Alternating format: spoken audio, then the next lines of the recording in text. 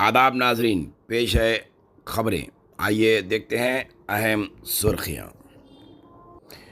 मुल्क को तरक्की याफ्ता बनाने में रियासतों का अहम रोल होना चाहिए।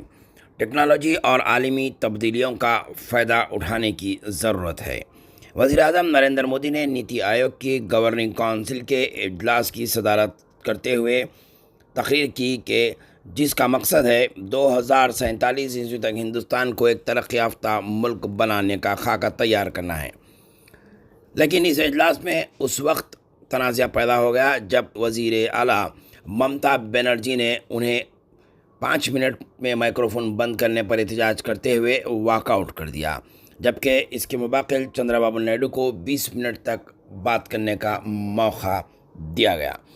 इस इजलास में गैर बीजेपी रियासतों से चीफ मिनिस्टर ने बायकॉट किया है, क्योंकि मरकज़ी बजट के अंदर गैर बीजेपी रियासतों को ज़्यादा मवासिल फराहम नहीं किए गए थे। इस पर मरकज़ी वज़ीर कामर्स पीयूष गोयल ने कहा कि अपोजिशन ज़ेर इक़्तिदार रियासतों के वज़राए आला ने नीति आयोग मीटिंग का बायकॉट करते हुए अपने रियासत के अवाम के साथ नाइंसाफ़ी की है। नीति आयोग के CEO BVR सुब्रमण्यम ने कहा कि 10 रियासतों और मरकज़ी ज़ेरे इलाक़ों ने नीति आयोग गवर्निंग काउंसिल के इजलास में शिरकत नहीं की।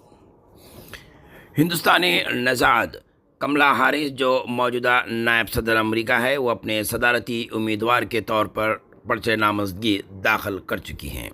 इस बात का उन्होंने खुद एक्स प्लेटफॉर्म पर ऐलान करते हुए बताया है। इस मौके पर साबिक़ा सदर बराक ओबामा ने कहा कि इस ओहदे की वो मुस्तहिक़ है और वो बआसानी साबिक़ा सदर डोनाल्ड ट्रंप रिपब्लिकन पार्टी की जानिब से इलेक्शन लड़ रहे हैं, उन्हें शिकस्त देने की सलाहियत रखती है। कमला हारिस, जो उम्र में 59 साल की हैं और हिंदुस्तानी नज़ात से ताल्लुक़ है उनका, और वो अमरीकी नायब सदर की हैसियत से अपना इक़्तिदार संभाली हुई हैं और वो इस वक्त सदारती उम्मीदवार के लिए नामज़द की जा रही हैं। 5 नवंबर को होने वाले सदारती इलेक्शन में अगर कमला हारिस कामयाब होगी तो वो ना सिर्फ अमेरिका की पहली खातून सदर होंगी, बल्कि सदारती दफ्तर संभालने वाली पहली हिंदुस्तानी अमेरिकन भी होंगी। मुसलमान अपने आप को लीडर बनाएं और सियासी मैदान में अमली तौर पर सामने आएँ। फ़िरक़ा परस्तों के बढ़ते हुए क़दमों को रोकने के लिए ये ज़रूरी है।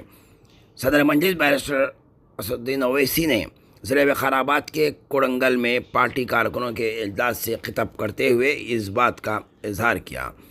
उन्होंने कहा कि फ़िरक़ा परस्त ताकतों के बढ़ते हुए क़दमों को रोकना ज़रूरी है और भाईचारगी को मजबूत करना इंतहाई अहम है। मजलिस हमेशा से यही चाहती आई कि तेलंगाना पुरअमन रहे और रियासत को पुरअमन रखने के लिए मजलिस हुकूमत का साथ देने के लिए तैयार है। इसके लिए हर मुसलमान को चाहिए कि वो सियासी मैदान में अमली तौर पर अपने आप को लीडर के तौर पर पेश करते हुए सामने आएँ। तेलंगाना की कांग्रेस हुकूमत में मुस्लिम वज़ीर क्यों फरामोश किया जा रहा है? माइनॉरिटी डिक्लेरेशन का वायदा अब तक अमल नदारद क्यों हुआ? ऐवान असम्बली में TRS के रुकन असम्बली हरीश राव ने हुकूमत से ये सवाल किया है।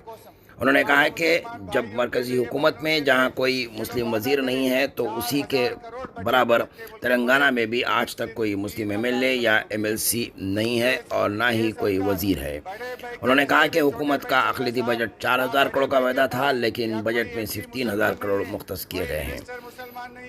अपने राज्य में भी ये बड़े भाई के गवर्नमेंट में एक मुसलमान के MLA नहीं है, एक मुसलमान के MLC नहीं है। ये हुकूमत में कम से कम मुसलमानों को मिनिस्टर भी नहीं दिया है। ये मैं पूछना चाहता हूँ, उन लोगों के वोटों से आप हुकूमत बनाना चाहते, लेकिन माइनॉरिटीज को हुकूमत में जगह न क्यों नहीं मिलता, बोल के मैं ये सरकार से पूछना चाहता हूँ। इमाम मौजम हफ्ते की सुबह 9 बजे पानी की सतह 12.86 लाख किलो के अखराज के साथ 50.50 फीट तक थी।